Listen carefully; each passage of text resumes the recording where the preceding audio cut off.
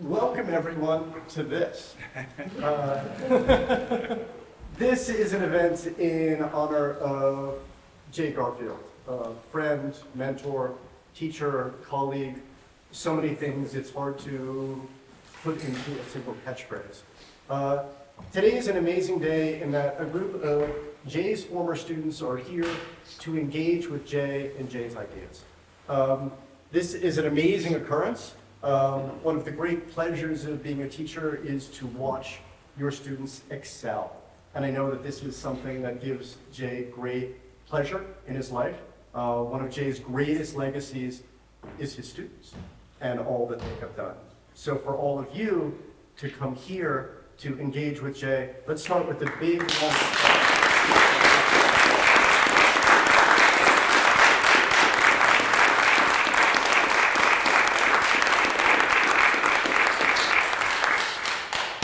So the schedule for today, we have all our panelists. You can see the schedule is up. And the idea is that the various kind of panelists will come up and speak for about 15 minutes, and we're going to do it in pairs. So we'll get one panelist for 15 minutes, second panelist for 15 minutes, and then something like a 30-minute collective conversation, because I know that what Jay doesn't want to do is sit passively. Part of Jay's pleasures is to engage in conversation, and we're hoping everyone here is actually part of a collective conversation. If you're here, we encourage you to speak, right? And this will be mediated, we can kind of raise hands, we can figure out how to do it, but the idea is that we're actually here not to be spoken to, but to engage in something that hopefully will transform us. I feel like that is doing right by Jay. So today's proceedings will be filmed. You're seeing a camera back there. So there you go. Went hi.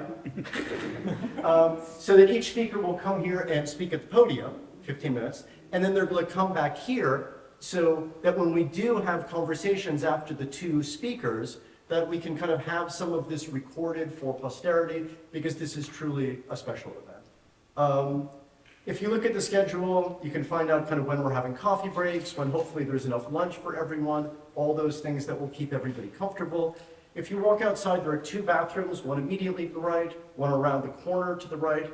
You'll find them. And the last thing, of course, is just make sure your cell phones are off.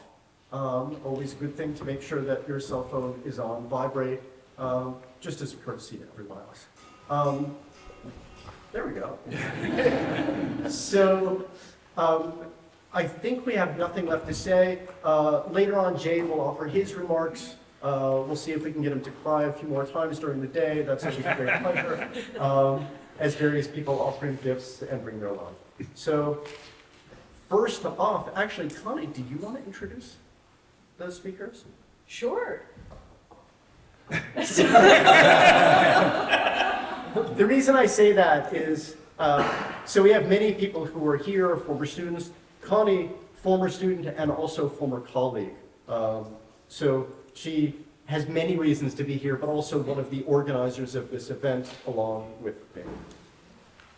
Connie, oh, look what we got.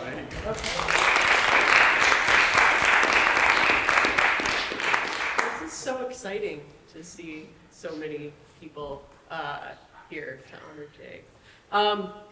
I guess, I mean, one thing that I'll say, maybe before kind of introducing folks, is, so as Andy mentioned, the panelists who are here are all former students of Jay's.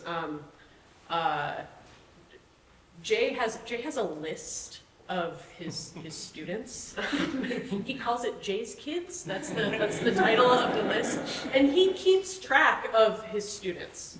He has this long Word document of all the institutions where he has taught over his career, and he keeps track of us. So it's nice because actually, you know, I reached out to Jay at one point and said, hey, do you have a list of your students? Because it's hard to know who was a student, who was a colleague, who Jay has just worked with, because he works with a lot of people. And so he sent me his list of his kids. So that's who all the panelists are here. So I don't know, should like, I guess maybe we'll just introduce the pairs. Do you guys want a timer? Do you want me to help keep track of time, or? Nah. Okay, all right. We're all okay. Okay, so and I will also say there's no like thematic rhyme or reason to the panelists. Everybody's engaging with Jay's work, and we really just Andy made the poster, and we decided that the order of presenters would just be the order of names in which they appeared on the poster. So, we have Christian Coseru, who's from the College of Charleston, and Laura Guerrero from William and Mary. Thanks. Yeah.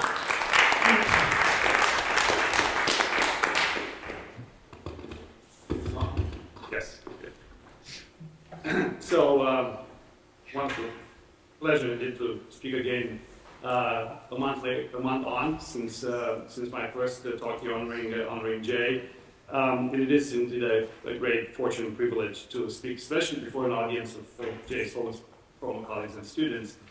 Some of what I say here may seem familiar to you because I'm repeating something I said a month ago. It's also true, just conventionally so. Jay's contributions to Buddhist philosophy, as everybody knows, are as numerous as they're influential.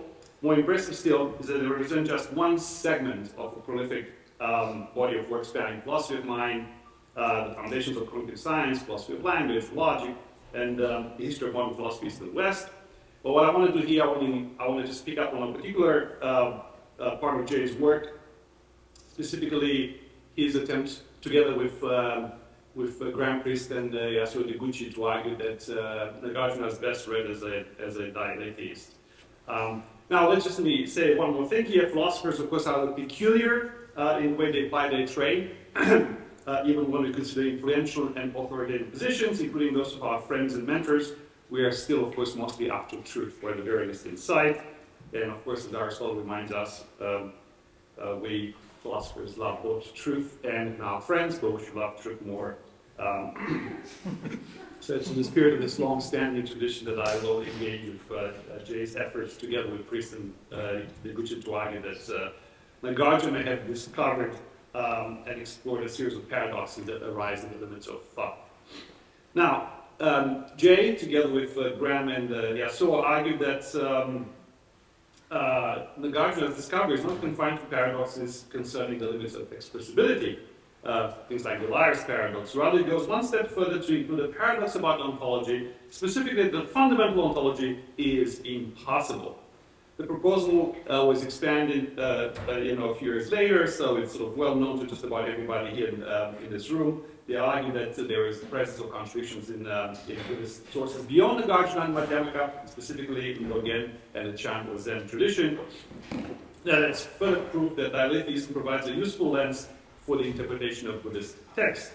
Far from displaying a lapse of reason or a tendency to veer into irrational mysticism, this paradox, as I mentioned, to be accepted as true. Any attempt to diffuse contradictory statements in certain Buddhist texts by reading them, let's say, metaphorically, or by associating them with reductio arguments, or with the Buddhist practice of upaya or human beings, are indeed legitimate. However, they claim not all contradictions can be resolved in this way. Indeed, some are meant to be taken literally, as exemplifying the presence of an ineffable reality. Now, let me briefly say that, of course, it is a requirement of meaningful discourse that speakers must concede that some statements are true and some statements are false. If that's the case, contradictions cannot provide a good ground for meaningful discourse. Of course, under the principles of classical logic, permitting a contradiction results in what logicians call explosion. Now, the Dialetheist claims that meaningful discourse must involve contradiction if reality itself is contradictory, as it would be if indeed the Madhyamaka statement that things that both have and lack an intrinsic nature is true. But of course, Nagarjuna's strategy is not to claim that reality itself is contradictory, but only to show that his opponent's statements about the ultimate nature of reality intended that things have intrinsic natures leads to contradictions. And his reductive arguments are not intended to establish any positive thesis about the ultimate nature of reality, but merely to show that such a thesis cannot be maintained.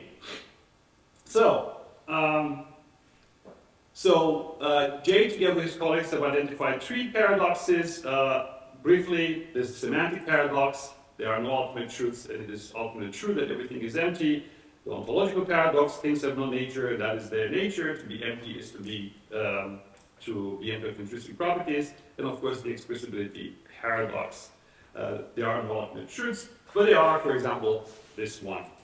Now, while they admit there are other possible interpretations, they nonetheless claim that theirs is the most coherent one, for the simple reason that Madhyamaka is inconsistent.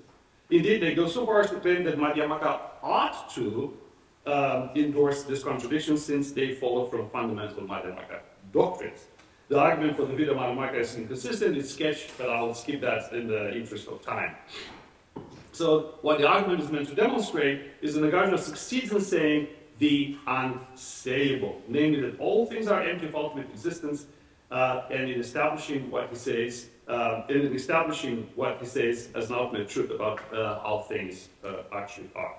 So let me just take a job at answers. So are there dependence relations all the way down? Now, one can grant to Jay and his colleagues, particularly that language, particularly when used self-referentially, can be prone to paradox. After all, most semantic and epistemic paradoxes, whether it's Grilling's paradox, Barry's paradox, Rich's paradox, are paradoxes of self-reference, where a sentence refers directly to itself, although in some cases, as in Diablo's paradox, they can refer to itself indirectly. Nagarjuna does use language precisely in this self-referential way when he claims that the statement, all things are empty, denotes a thing about how things ultimately are, which is to say, empty. So in principle, it is possible to interpret Nagarjuna as deliberately using language in this paradox-prone way, so long as such uses serve some rhetorical or pragmatic purposes, and they do not violate the norms of conventional truth. But it's a long way from claiming that self-referential language is prone to paradox to claiming that reality itself, in some sense, is inconsistent, and as a result, that fundamental ontology is impossible. However, that is precisely what Jay and Graham claim when they assert that Madhyamaka is committed to the ontological paradoxes. The conclusion that fundamental ontology is impossible is, they claim, a fundamental ontological conclusion, and that is the paradox. So, there are some responses to this. A typical response to the position invokes the structure of dependence relations, to make the case that dependence need not imply a hierarchy of being or a fundamentality constraint. But being dependent on something more fundamental is just one way of conceiving of the structure of dependence relations. And there are several ways in which this has been cashed out. There's people who push against the legalistic interpretations. There are people like Westerhoff would argue that, for instance, some of the paradoxes are inherited from the way Madhyamaka critiques views that are in some sense inherently contradictory insofar as they base this idea of intrinsic existence. Now, what I want to argue is that even a bottomless or looping dependence still needs modal grounding if its operations are to be intelligible. That is, there must be a non-arbitrary way to differentiate between what is and what merely appears, what is necessary and what is merely contingent, beyond purely semantic and logical relations between the terms. Now, Jay might object by saying that insofar as dependency relations are not grounded in anything like the way things ultimately are, in and of themselves, there is just no need for model explanations. But the thesis of emptiness is a statement about the way things are, even though the Madhyamika has no thesis of its own. Rather, the Madhyamika statement is merely contingent on views that take the way things are to entail something else, the possession, of course, of essence or Svabhava-like characteristics. However, the contingency relation cannot itself be based on something that is merely contingent for that would risk incomprehensibility. As the common Indian philosophical example goes, there cannot be such things as the son of a barren woman. Kin relations depend on the presence of some essential feature like reproduction fitness. So the property of being a mother or an uncle is not contingent. There are no sonless or daughterless mothers. They cannot be aunts and uncles without there being nieces and nephews. It would appear that the essenceless of things does not, after all, induce their non-characterizability if model grounding is inescapable. Now, so Jay and his colleagues have an interesting way of thinking about how the ontological paradox arises. There's a little quotation here that I want to sort of focus on, and then I'm just going to unpack it a little bit and have a couple of concluding remarks. So they say things like, we can imagine a desperate strategy to avoid the ontological paradox. It might be suggested that, though this is Jay and his colleagues, Graham and Yasuo, it may be suggested that though it is in the nature of things to be empty, this is not an intrinsic nature. But what is an intrinsic nature?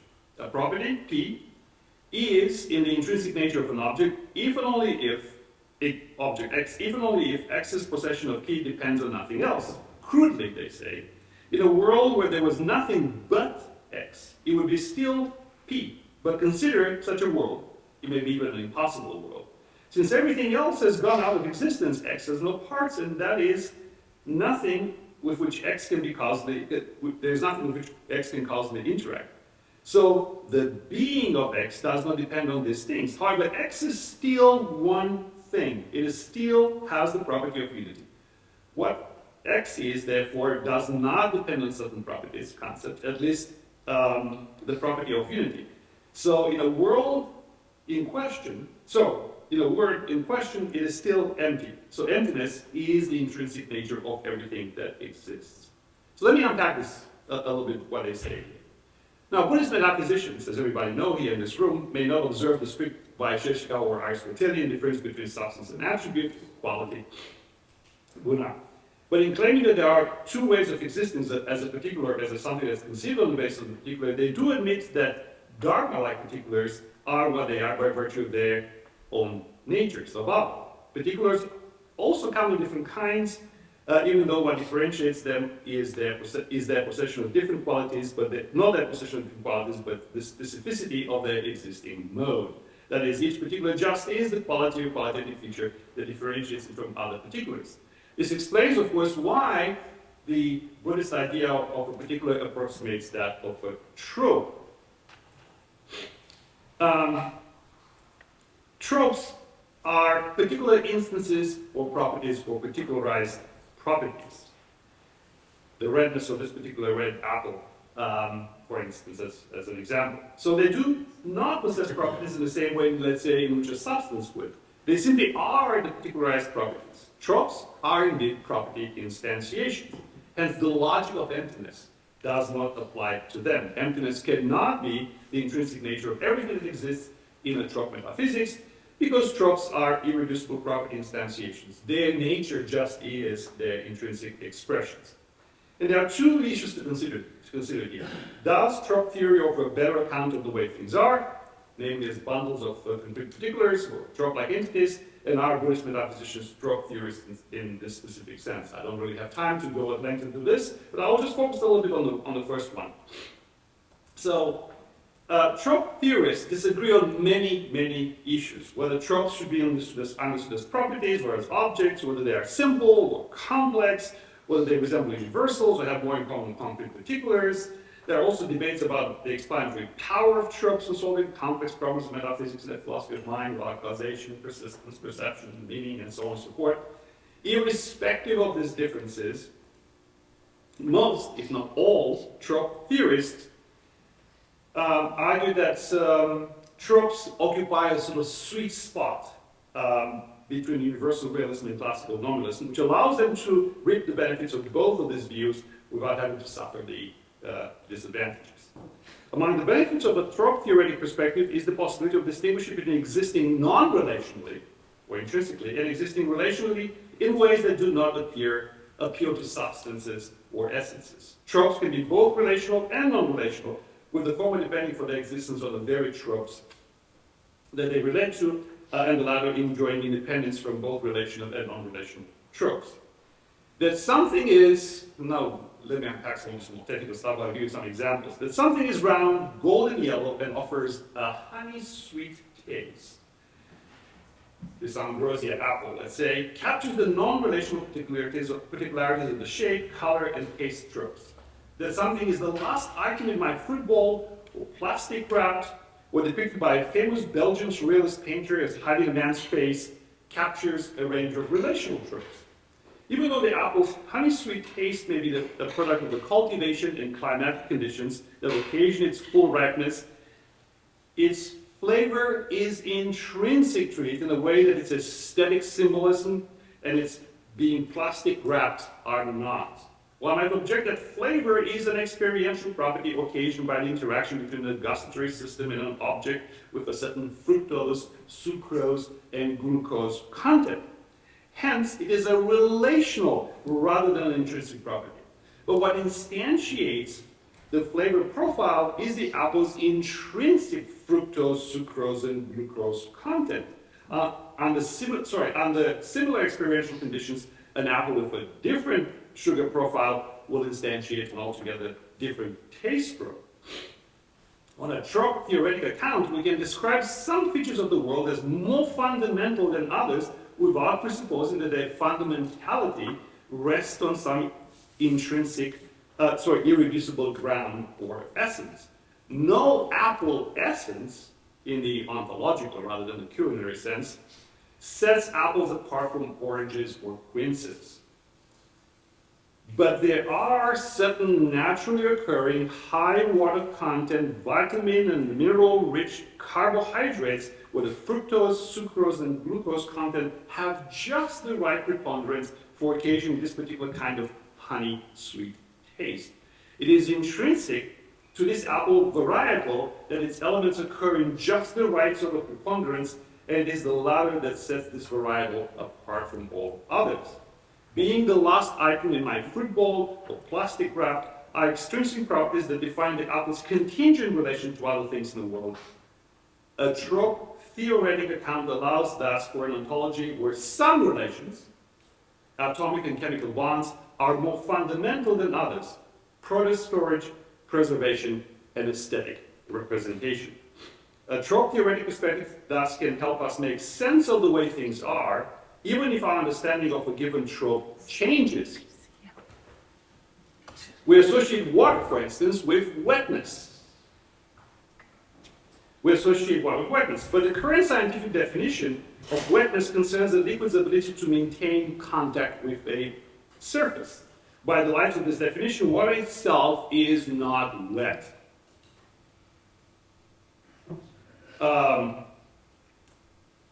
That might sound paradoxical, but it should not. And here's why.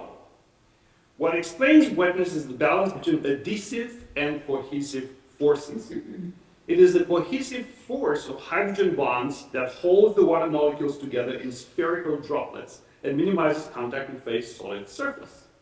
On the other hand, adhesive forces weaken these hydrogen bonds and draw water molecules to the surface of another material, making it possible for them to spread.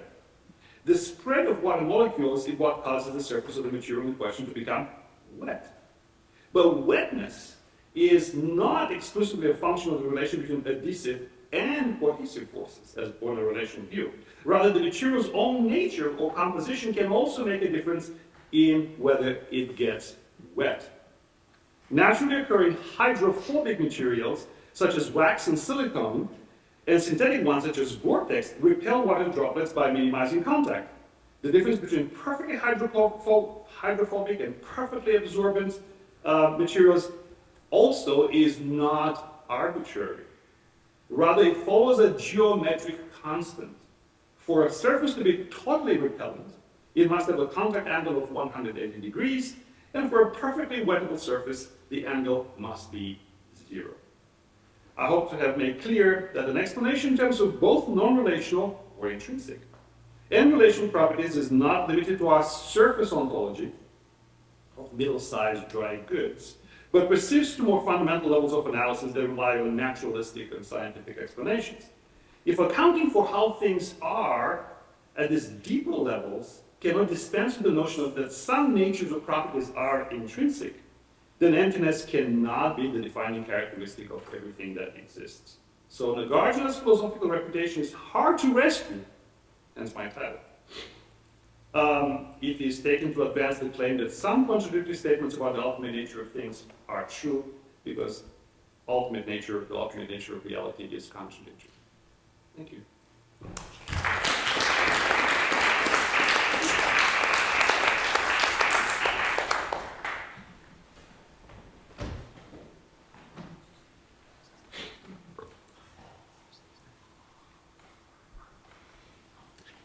thanks for that setup, Christian. So, just in case you were, hope you're not tired of talking about tropes. More here in a minute. So my first engagement with Jay's work was with his translation of Nagarjuna's Mula Madhyamaka. I remember clearly sitting on the rooftop patio of my guest house in Dharamsala, India, where I was studying abroad as an undergraduate, reading Jay's translation and contemplating the emptiness of emptiness. As a young woman, it had been my heart's desire to attend Smith College, but for reasons I won't bore you with now, I ended up attending Willamette University instead. It is funny to think that had I attended Smith, I would have been able to ask Jay himself to help me understand the arguments of that challenging text. Instead, I would have to wait until graduate school before I had the privilege of his insights and mentorship.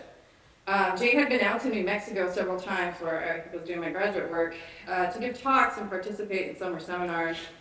So knowing him a bit helped me muster up the courage to ask him to be the external member of my dissertation committee. And to my delight, he agreed. I didn't realize at the time how nice he was.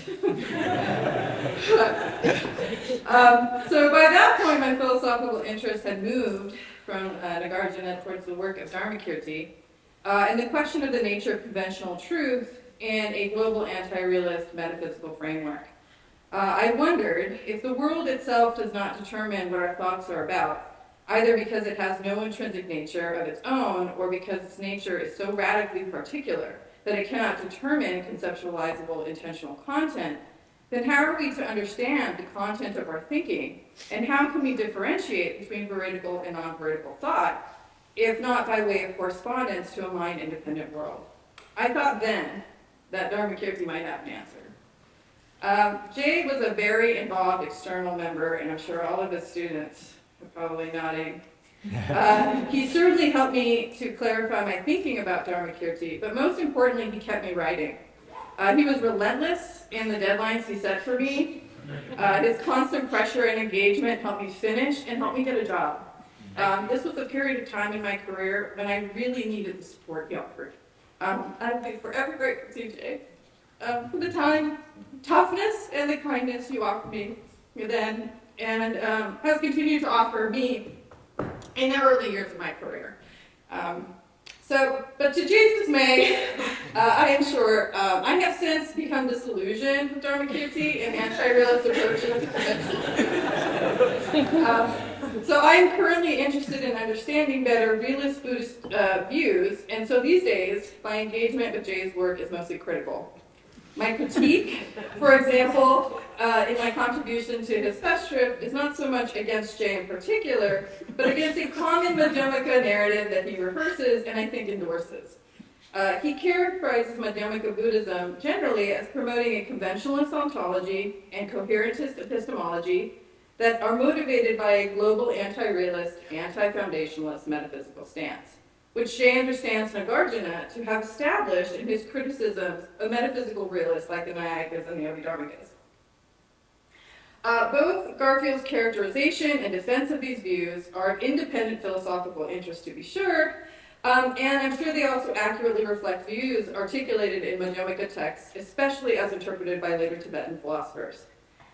However, I nevertheless argue that they rest on shaky philosophical footing. So contrary to what Garfield, among others, claims, Nagarjuna's arguments do not, I argue, successfully undermine metaphysical realism, specifically the foundationalist view of Vaibhashika Abhidharma. If Nagarjuna is targeting the Vaibhashika in his arguments, as is commonly supposed, then he mischaracterizes their position in a way that vitiates the argument. According to Nagarjuna, whenever an entity X can be shown to be related by nature to another entity Y, it follows that X's identity is at least partially determined by Y. By pointing out that purportedly identity-independent fundamental entities are in fact relationally dependent on other entities, Nagarjuna and the Madhyamikas who follow him take themselves to establish that the purported entities are not fundamental after all. The Vaibhashikas, however, deny that identity dependence follows from relational dependence, and neither the Vaibhashika nor the Nayayikas, I think, define fundamentality in terms of ontological independence. So according to them, fundamental entities can be existentially dependent while remaining identity dependent. So let me say a little bit more about that. The Vaibhashika, like other Abhidharmikas, do describe ultimate reality, fundamental entities, as being svabhava, which Garfield renders as inherent existence, as a lot of people do, but which I translate as own natured. It is uncontroversial that an own nature entity has its identity independently of other entities. A fundamental dharma is the particular entity that it is, having the nature it has, independently of any other entity. In contrast, entities that are not fundamental are other-natured, parabhava, because their identities are derived from other things into which these entities can be analyzed. They are individuated with respect to other entities, and their natures are derived from the nature of other things. On this view, a concrete object such as a pot, for example, is individuated by the dharmas that compose it, and its identity as a pot will also be at least partially determined with respect to those dharmas. A common Madhyamaka narrative says that Nagarjuna's arguments against the Abhidharma applies the Abhidharma's own analysis of conventional entities to the dharmas themselves, showing how dharmas do not withstand it. Garfield explains the argument as follows, I quote, "If a dharma is caused by or is the cause of another dharma, as they must be, given the doctrine of dependent origination, then part of what it is to be a particular dharma is to be caused by particular predecessors, to cause successors, to be part of certain composites, and so on. That is, since it is the very nature of all phenomena, including putatively fundamental dharmas, to be independent, then no identity conditions can be given for any phenomena independent of others. So, since all phenomena are interdependent and svabhava requires independence, svabhava is impossible, a property nothing can have." In this passage, Garfield argues that if a dharma is by nature related to another dharma, then because of this relation, each's identity is determined with respect to the other. That is, the identity conditions for any particular dharma will be in part determined by things other than the dharma itself. The dharma is thus analyzable into these other dharmas, so by the Abhidharmika's own reasoning, nothing can be fundamental because everything is dependently originated. The main problem I see with this argument is that it does not follow from the fact that two entities are related by nature that this relation is part of their identity conditions. There are two ways we can understand the claim that some entity X is by nature dependent on some other entity Y. The first way is where the identity of X is determined with respect to Y. So a common example of this kind of identity dependence is the dependence of a smile on a mouth. So part of what it is to be a smile is to belong to a mouth. The second, non-identity determining kind of dependence is where, in virtue of X's nature, X is dependent on Y. Ordinarily, we think of causal relations as involving this kind of identity, non-identity involving dependence. So a particular joke, for example, may be the cause of my smile, but it is not part of what it is to be a smile or even to be that particular smile. That very same smile could have been caused by something else and still be the very smile that it is. The identity of a smile does not depend on its cause, even if it must have one. Thus, what it is to be some object X need not depend on some object Y, even if it is true that in virtue of being X, X is related to Y. So in their taxonomy of dependence relationships, or dependence relations, Vaibhashika include both types of dependence relations. Identity-determining relations hold between conventional real entities and the more fundamental entities from which they are derived. Non-identity-determining relations, on the other hand, hold between the fundamental dharmas. These dependence relations are given an independent taxonomy in the Vaibhashika account of the conditions of dependent origination, so their account of the hetus and the pratyayas. I have argued elsewhere that these conditions constitute a variety of existential dependence relations that fall into two broad categories: bundling relations and causal relations. Bundling relations are existential dependence relations among co-occurring dharmas, while causal relations are existential dependence relations among dharmas that succeed each other in time. The bundling and causal relations do not feature in the identity conditions of the entities involved. In fact, they presuppose them. It is only because dharmas have the identities they do that they are able to enter into these kinds of relations. Ultimately, real dharmas are thus both fundamental and ontologically dependent on the Vaibhashika view. And just a side note, so the relation of conventional entities on fundamental entities is an identity determining, and it generates a partial ordering, a hierarchy of entities, but the dependence relationships among the Dharma are a different kind of dependence relation, and those ones are non-identity determining. And the dependence origination relations are the ones among Dharmas, not the ones among conventional entities to Dharmas. So there's two distinct kinds of dependence relationships, and they're clearly marked out in Vaibhashika philosophy. So the reason that ultimately real dharmas cannot be analyzed into other entities is because their identities are basic. This is what the Vaibhashika mean when they describe dharmas as being own-natured. That dharmas have their identities primitively is important if they are to play the foundational role of grounding the identities of derivative entities, which just are bundles of these tropes. That they are nevertheless ontologically dependent on each other is important for explaining how they come to constitute concrete objects and mental states. Since this ontological dependence among dharmas is not identity involving, it does not result in any vicious circularity, nor does it render dharmas conventionally real, contrary to what the Madhyamika claim. So Madhyamikas like Jay, I'm sure, will have none of this.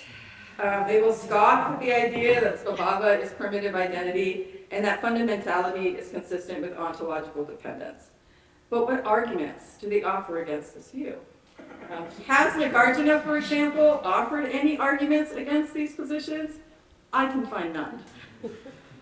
So I don't think that the concerns I raise put an end to the debate between realist and anti-realist Buddhist traditions. However, they do put pressure on Madhyamika thinkers to strengthen the arguments they present in defense of their views. An examination of Nagarjuna's arguments demonstrates that Nagarjuna makes an assumption about fundamentality that is not shared by Vaibhashikas, namely that fundamentality entails complete ontological independence.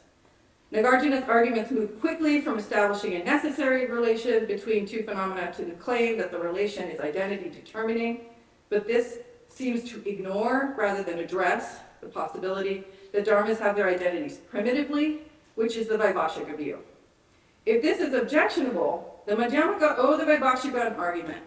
Contrary to the common Madhyamika narrative, the Vaibhashika view is not incoherent. In fact, characterized the way I characterize it, the Vaibhashika view contains structural features that strengthen the trope bundle theory they defend, which I think was alluded to in Christian's talk. So if the Madhyamika want to use the implausibility of Abhidharma commitments to motivate the global anti-realist metaphysics, they need to provide better arguments than the one Nagarjuna offers in the Madhyamika argument. Thank you very much.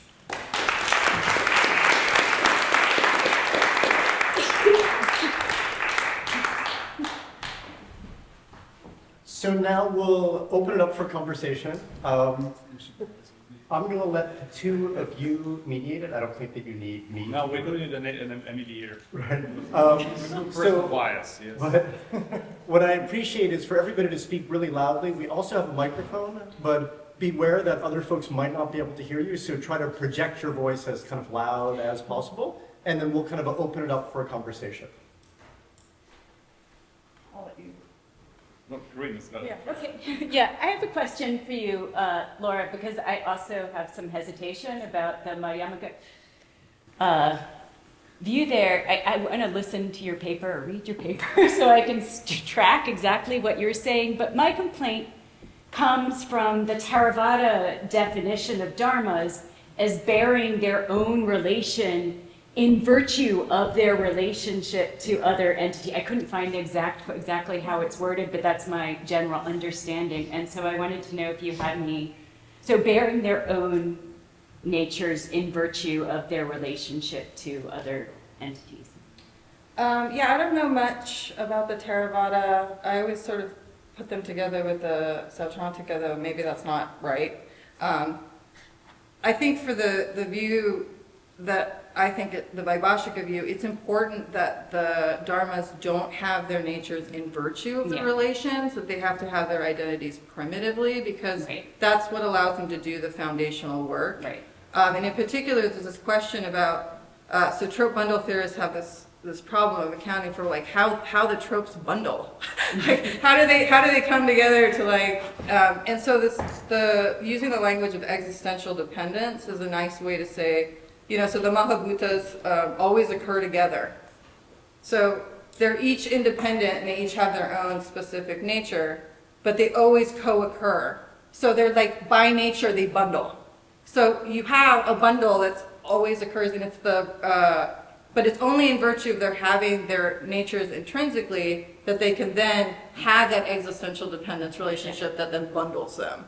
And so I think that's how it's supposed to work. So it's kind of key on this view that their natures just have to be primitive, which I know a lot of people don't like. They think it's metaphysical cheating. But I think I think at some point in metaphysics you just have to take some things,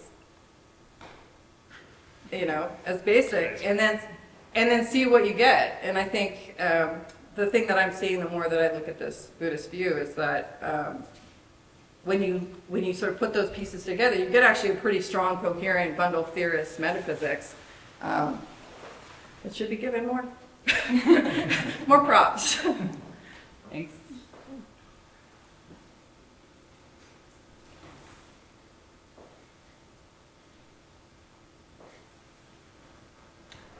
Jump in. I've got different questions for each of you, but first I just want to say I just really love these two papers. They're both really sharp, they're really analytic, they put the pressure on the right places in which to put pressure on Madhyamikas, and they're beautifully argued. That's not inconsistent with their being wrong, of course. But they do pose powerful challenges. So I just want to start with a question for Christian, and then I might follow up with a question for Laura. I was a little bit unclear programmatically whether your claim is that Deguchi, Garfield, and Priest get Madhyamaka wrong, or was your view that we might get Madhyamaka right, but if so, Madhyamaka is wrong? And it felt to me like you were vacillating between those two views. And I wasn't sure, and it's also possible that you could say both of those. A, we get it wrong, and B, it's also wrong independently. But I wanted to get clear about that question first. Right. So, I mean, that's because it's a long paper, so I picked up a few things from the, so it'll be more clear when you read the whole thing. So yes, I think it's a perfectly legitimate, attempt to read Nagarjuna as a Dialetheist. So insofar as you, I mean, that it's a perfectly legitimate lens. The question is whether that lens rescues his reputation, and so I think it doesn't. That's something that. Okay. That was what I was guessing. Yeah. So that's good.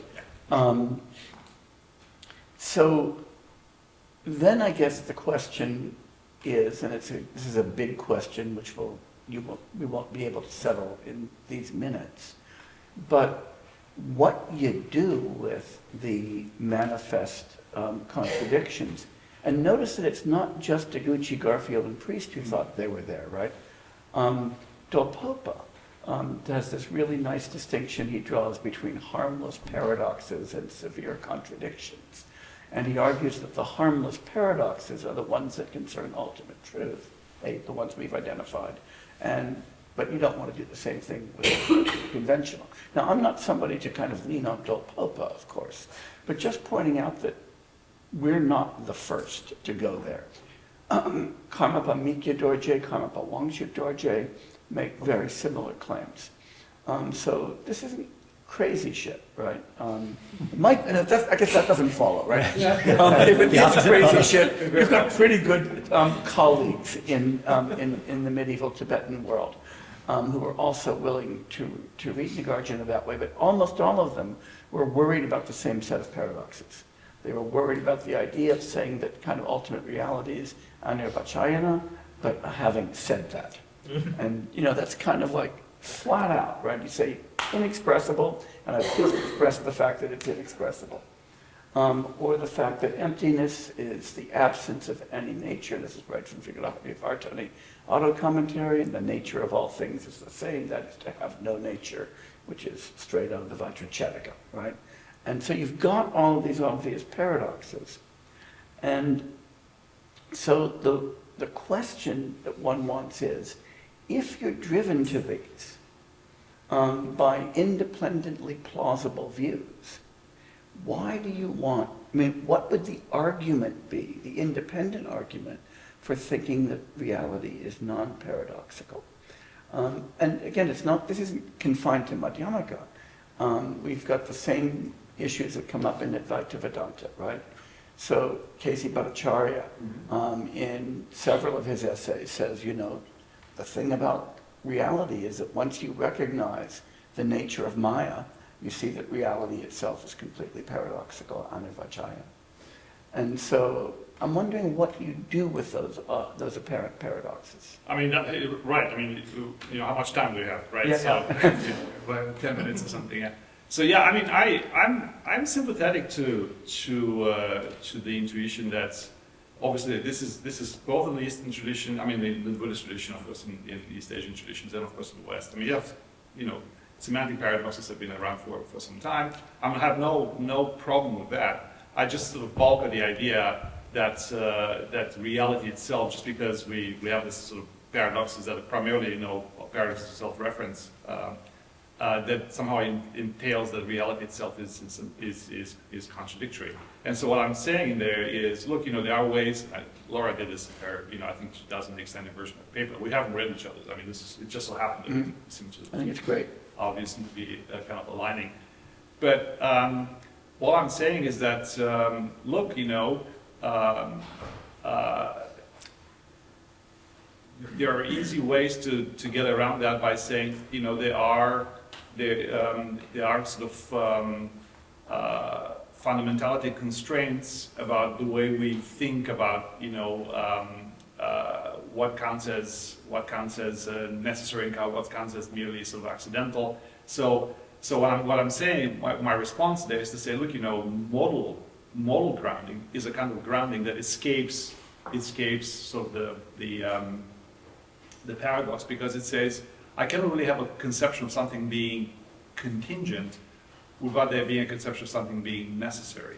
And so the example that the typical sort of stock example in the Indian philosophical literature, and if you bring a naturalist lens to that, we want to say, look, there are ways in which you can parse phenomena to say that some are basic and some are not basic. And if ones are basic in virtue of the fact that they have some intrinsic sort of properties, and others don't. And so this theoretic account is just a very nice way to do that and to escape sort of the trap of saying that no, the thesis of relationality, saying that everything in some sense is dependent. It's just dependence. There's dependence relations and dependence upon dependence and upon dependence, collections and collections of collections, and there's really nothing that it's intrinsic. I just don't think that follows from our understanding of how things are. So all it takes is just bringing kind of a naturalist lens to say, look, the paradoxes. I mean, if the paradoxes are meant to frustrate our ordinary ways in which we think about things, yes, I'm sympathetic to that. And I think Nagarjuna definitely, I think, uses it in that sense. It's meant to, I mean, I know you and Graham and others say, no, they meant to, we can't just sort of say, oh, this is just upaya, this is just Nagarjuna picking up on the Pragaparamita literature and saying, look, language leads itself, there's all these interesting paradoxes. It's meant to force you out of this kind of correspondence account of truth. And I say to that, well, this is a pre-scientific world.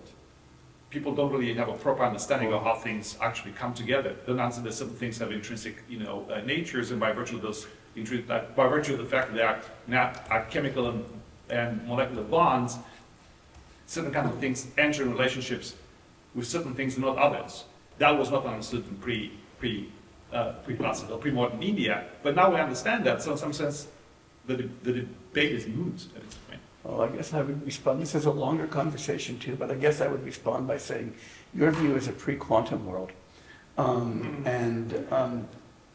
all of the interesting interpretations of quantum mechanics problematize that view of fundamentality, especially RQM. And it's no accident that RQM comes out of Nagarjuna. But once you start looking at RQM, it's very hard to maintain that fundamentality. But it's a much longer, That's a long much conversation, longer yeah. And I know you had a debate with Rovelli, and I know he's sort of become kind of academic of all of Yeah. Laura, as you know, I just have enormous admiration for your work on Vaibhashika. I think it's the best stuff around, and you've made it interesting in a way that nobody thought it was before you picked it up. No, I'm serious. I mean, everybody said, Vaibhashika, that's some old school that Nagarjuna beat up, who the hell cares about, right? And you've pointed out that it's really, really important and interesting metaphysically, and I'm really, really thrilled with that. And it also makes the Madhyamaka critique a harder one to defend. But I want to put the pressure back in one place just to see how this goes. And I just want to take your example of the dependence of the smile on the joke. You certainly don't want to say that the essence of being a smile is dependence on that particular joke. But if I'm talking about that smile, the one that Laura evinced after hearing Christian tell that joke, then it strikes me that I can't specify that smile or its nature or what it's about without talking about that joke. And I think that it gets harder when we start talking about individual things rather than kinds to maintain the view that we don't get identity conditions out of dependence conditions. So talk to me about that. Well, the smile and the joke, I guess if you think about a smile as occurring on a particular mouth at a particular time, you could imagine a scenario where at that same time, on the same mouth, there is a smile, but it was caused by something else. And if you individuate it in that sense, in terms of it's the mouth to which it belongs and the time at which it occurred, then the cause actually doesn't feature in the individuating conditions for the smile. So I think a story could be told where it is the case that the smile was caused by a particular joke, but it needn't have been. Somebody could have told a different joke, and I would have smiled. So I think the identity conditions for the kind, I think, are the thing for the natures question, I think, is the thing that's most important. So the idea that what a smile is dependent on the mouth. The individuating conditions are a little trickier because it is true that when an individual exists, so if you think about, so I'm going to use the Mahabhutas because they're the easiest because they co-occur together. If you want to take the identity of the dharmas to be basic along with their nature, then they're not individuated by being related to the particular other dharmas that occur with them. But it is the case that those are the particular dharmas they're relating to. And once they occur, they're sort of like bound to those particular ones. So that's why identity has to be taken as basic for the dharmas. That it's not the existential dependence relationships that are individuating them. They're self-individuating. So again, I know that's not satisfying to you, but I think that's the account. Yeah. So I think you've demonstrated the consistency of the account, but not necessarily its truth. If you see what I mean, that is, I think you've made the Vaibhashika account make sense. And that's really enormous. I think it sets up the target really nicely. It's just that to take the modal argument that you just made, if I say, gee, Laura had that particular smile at Christian's joke, she could have had the same smile had Connie told a different joke. And then I try to do my modal semantics, and suppose I do something like counterpart theory. Then I say, oh, gee, there's another world in which a smile that looked just like that one occurred, but it was after Connie's joke. I want to say, well, that's a counterpart, but not an identity. That it's a similar smile in that it's got the same sort of shape. But it's not the same smile, because it's not a smile at that joke, which is what that smile was. yeah, I think this is where we get to the point where there's just different intuitions about what this is. And I guess the interesting thing is that I think the way that a lot of the arguments go is that we're taking the Abhidharma logic and applying it to itself, Mm-hmm. and we get breakdown. And I guess part of the thing I'm pointing at is that actually we have different conceptions of what it takes to be fundamental. So it's not putting the logic of the Vaibhashikas on their own view. Their view Right. hangs together just fine. So then the question is, well, what kind of arguments are we going to give to push for one view of what fundamentality should look like versus another? And that's a different kind of argument. And I want to see that argument. Like, I think that's where I would like to see the debate go. And I mean, because I think there is sort of like a clash of intuitions there. So I think it's just less easy for the Madhyamikas to say, well, we've undermined the Abhidharmikas by their own logic, and that and it's also motivation for the anti-realist view to say, like, your view doesn't hold together, and that motivates the anti-realist move. But if that's not the case, then you need to give a separate motivation for taking things in a different way. So I'm hoping it's going to open up space for more work and more discussion about why. Yeah, I think it has. I think that's great. Yeah. Thank you. Thank you.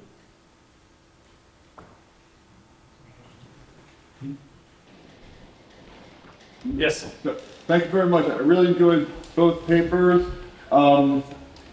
Forgive my ignorance of the area. I guess a question for both speakers.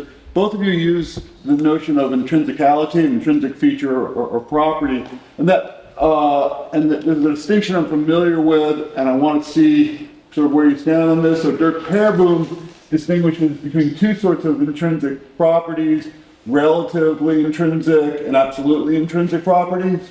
The relatively intrinsic ones are ones which are grounded in relations. For example, it's an intrinsic property of a ball that has a spherical shape.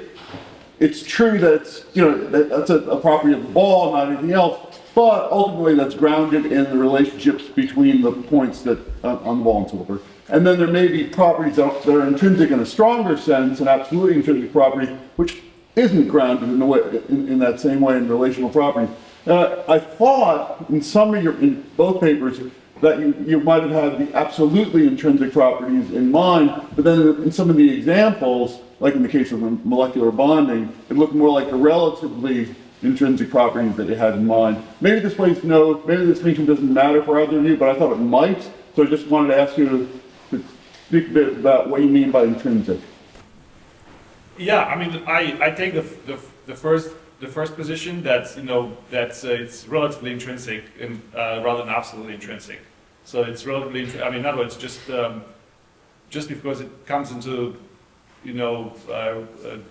existence due to causes and conditions doesn't necessarily mean it doesn't exhibit certain. So that you mentioned the roundness of the ball, the roundness of the penny, right? The roundness of the penny is intrinsic to the penny, but it's also dependent on various other sort of causal and conditioning factors. So being dependent doesn't rule out intrinsicality, right? So just because something comes into existence due to causal and conditions doesn't rule out that it doesn't have certain intrinsic properties. Yeah.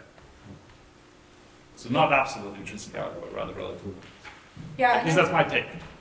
and I would add to that a lot of if I'm understanding you correctly, the relativistic intrinsicality might be an apt way of describing what are conventional entities. So, but when you get to like if you have a fundamental trope theory, I'm not sure if you're going to get the same kind of like relative intrinsic properties at that level. Like I think you might need something like a ball, which is going to be a substance composed or a bundle of tropes. So I'm not sure how to answer, but my sort of knee-jerk response is to say that might be an apt way to characterize the natures of bundles, but maybe at the level of tropes, that wouldn't sort of be a thing. That at that level, you have a property particular that has a single simple nature, and that nature is basic and primitive, and it's not. And then in virtue of that, then you start to get the relational stuff. So, just in the interest of time, there's going to be a lot more time for discussion today, but we'll do a little transition here to the next two speakers. So thank you, Christian and Laura.